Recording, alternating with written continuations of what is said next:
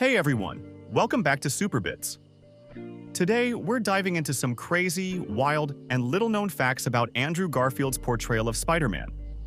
This might be the version of Spider-Man that didn't get as much love in the mainstream, but it's definitely packed with secrets, surprises, and cool tidbits that even die-hard Marvel fans might not know. Let's start by talking about the fact that Andrew Garfield's Spidey almost wasn't Andrew Garfield at all. Yep, you heard that right. Before Garfield took on the role, a whole bunch of actors were considered, including names like Jamie Bell, who was in Billy Elliot, and even Logan Lerman from The Perks of Being a Wallflower.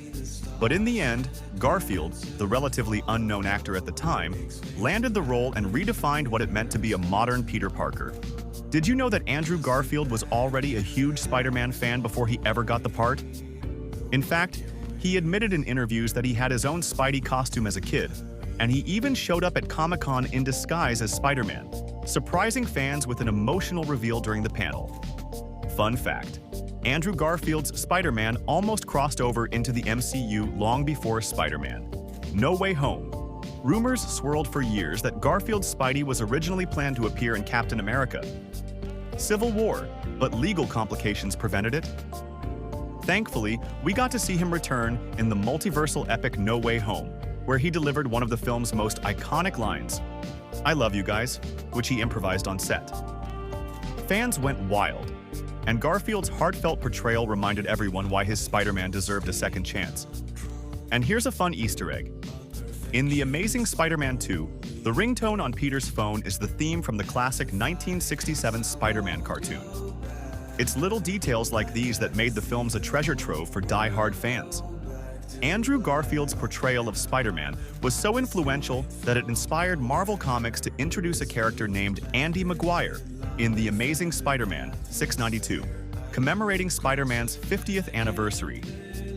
During breaks from filming The Amazing Spider-Man 2, Garfield would often engage with local children in New York City, playing basketball with them while still in his Spider-Man costume. Here's a surprising twist. The Amazing Spider-Man 2 almost had an even darker ending. Early drafts of the script considered having Peter Parker's father, Richard Parker, return from the dead, revealing he had been alive all along. This controversial plot point was eventually scrapped, but not before some scenes were shot. If you've seen the deleted scenes, you'll know how dramatically it could have changed the tone of the film. A lot of the character's direction was thanks to director Mark Webb, who had a very specific vision for Peter as someone who had both the typical teenager awkwardness and a bit of that too-cool-for-you attitude that really felt authentic to the times. The dynamic between Andrew Garfield's Peter Parker and Gwen Stacy, played by Emma Stone, was another hallmark of the Amazing Spider-Man films. And while their chemistry on screen was absolutely undeniable, what's crazy is that it wasn't all acting. Off-screen, Garfield and Stone had such a strong connection that it often bled into their performances. In fact, their romance in real life added an extra layer of realism to their on-screen relationship, which made their love story even more heartfelt. But here's an interesting fact. During the filming of The Amazing Spider-Man, Andrew Garfield wasn't always swinging around in a CGI-filled suit. Nope. One of the most insane behind-the-scenes facts is that Garfield did a lot of his own stunts, including the web-swinging sequences. This wasn't just limited to the physical stunts either. In fact, Garfield took his Spider-Man role so seriously that he spent hours upon hours training to make the swinging look as realistic as possible, using motion capture rigs and practicing in the gym to get his strength and flexibility to match the character's athleticism.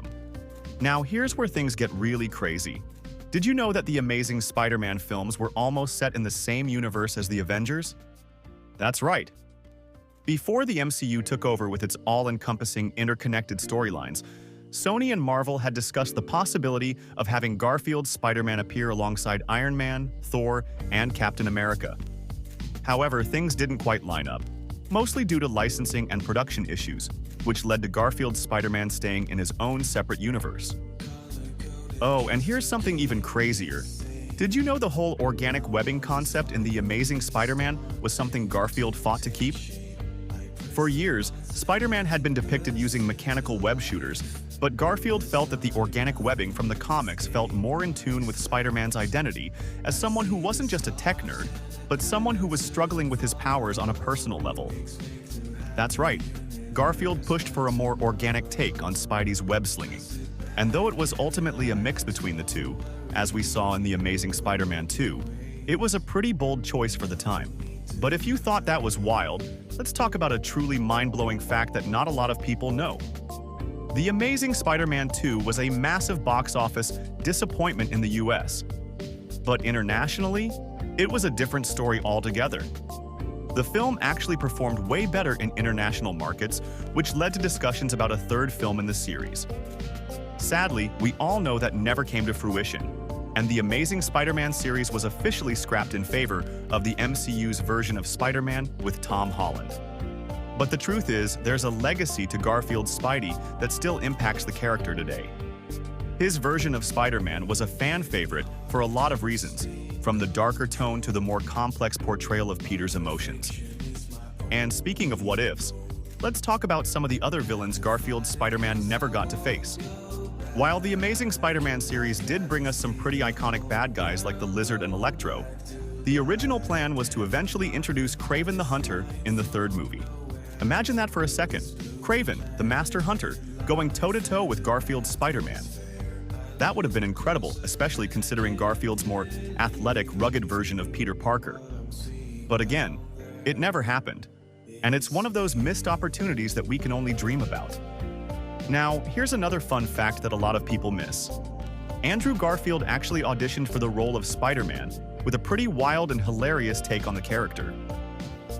Rather than the usual dramatic reading of lines, Garfield brought in his own unique flair. He decided to improvise the scene with a mix of comedy and emotion, using his natural wit and charm to bring Peter Parker to life in a way that was more relaxed than what we were used to seeing. And guess what? It worked. Marvel and Sony were impressed by his ability to balance the humor with the emotional depth needed for the character. Another crazy thing about Andrew Garfield's Spider-Man is the way he approached the iconic Peter Parker in the suit scenes. When Garfield first put on the Spidey suit, it wasn't just about wearing the costume. He physically transformed into Spider-Man.